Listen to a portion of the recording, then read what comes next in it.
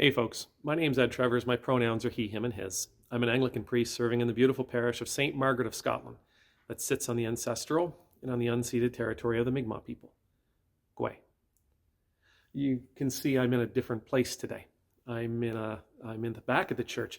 In our older videos where I was recording way up there, you would have seen these stained glass windows that are behind me. But given the fact that our equipment got stolen and now I'm filming with my camera and a smaller set of gear, I can move around a little bit. So that's what I thought I would do. But anyway, so we're here. We're in this little cute, little wonderful, safe, private corner that we have an altar in, and we have some chairs in that people can come and sit and pray, or we can have pastoral. Anyway, that's where I am today, in case you're wondering. Point of the video today is I want to say I'm sorry. And not the mea culpa, mea maxima culpa, I'm sorry for everything that I've done kind of sorry, but the I'm sorry that happened kind of sorry. See, what I'm talking about is what took place on Saturday night at our Church Without Walls event. Now, Church Without Walls is something that we do on YouTube every week. I find it to be wonderful and feeding, nurturing. I find it to be a place where I feel like I'm able to go and connect with friends. But last Saturday, we had some folks show up who they kind of took over, didn't they? Right? Kind of took over. It felt like we were having a house party, and then a bunch of people just sort of barged in and took it from us. Now, I'm not going to use words like trolls or anything like that. I don't think that does anybody any good. I think these people came and, well, they hijacked the chat. They made it impossible for anybody to be heard except for them. They continuously bombarded things. And they took over. It felt violent. Speaking frankly, it felt violent. It felt intrusive. It felt like I was being bullied. You know, like when I remember being a kid and being bullied by neighbor kids. That's how it felt. But at the exact same time, I've been praying. There seems to be a movement that is based in fear, and it's based in victimhood, and it's based in blaming others. My life is the way it is because others have betrayed me. My life is the way it is because others have changed in ways that they shouldn't change. My life is the way that it is because other people have decided they want something different than me. Other people have decided they want someone other than me. Other people have decided they want what I have. I don't buy that. I don't buy that mentality. And so I've been praying, how can I reach those folks?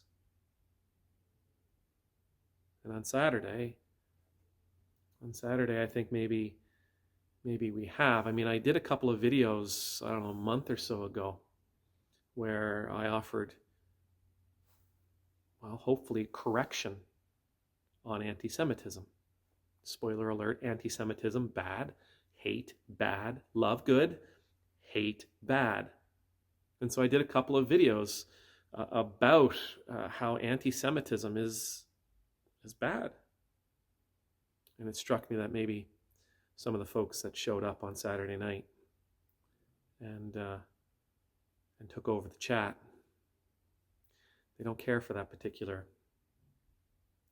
ideology. They don't care for that particular theology.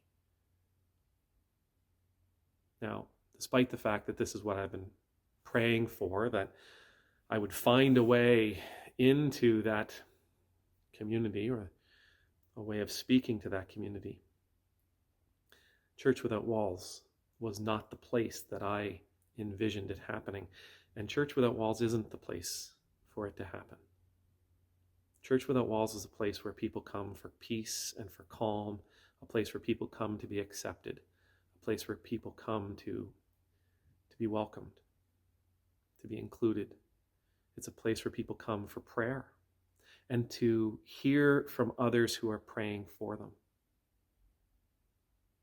It's a community that is safe, that is precious, that is loving. So when this happened on Saturday, I'm sorry. I'm sorry that happened to you. I'm sorry that happened to us. I'm sorry that time together that we've all grown so accustomed to, and the time that we've grown to love was torn away from us as it was. Now, with that being said, on the advice of some friends, and who are much smarter than I am and much wiser than I am and much more technologically YouTube savvy than I am, we have put some constraints in place. And we've put limits on, for example, how quickly a person can comment between their comments. And we've put moderators in place. And these are members of the community, and their job is going to be that as they see the chats come in, as they see the comments come in, they won't be trying to eliminate conversation. They won't be trying to eliminate questioning. They won't be trying to eliminate dissension. Somebody can disagree with me. I'm fine with that. We've had many wonderful conversations with people who have disagreed, or people who were challenging, or people who were even demanding. We've had many wonderful conversations along those lines. The comments often is what fuels the conversation we end up having. And we don't want to do anything that takes away from that. And we also don't want to do anything that takes away from our ability to learn about our neighbors, to hear the stories of our neighbors. So once again, the restraints that we've put in, the conditions, the terms we've put in, I think will hopefully help us to return to that safe place. Not a place of uniformity, not a place where everybody agrees with the all-powerful Ed, but a place where we all have a voice, a place that we can all offer our questions, our doubts, our perspectives.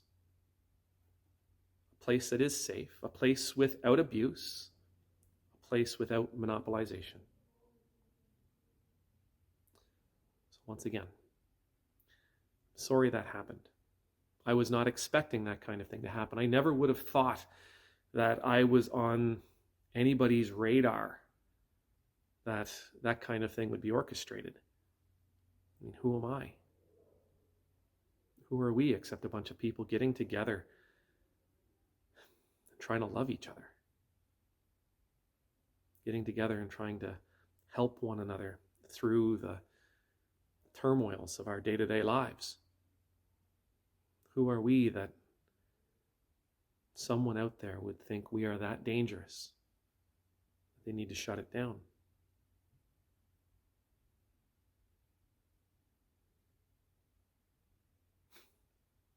Love conquers all, right?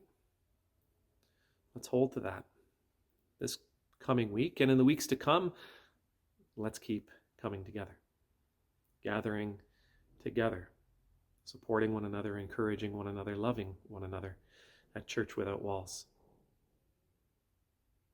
May the Lord bless you. May the Lord keep you. May the Lord's face be made to shine upon you and be gracious to you.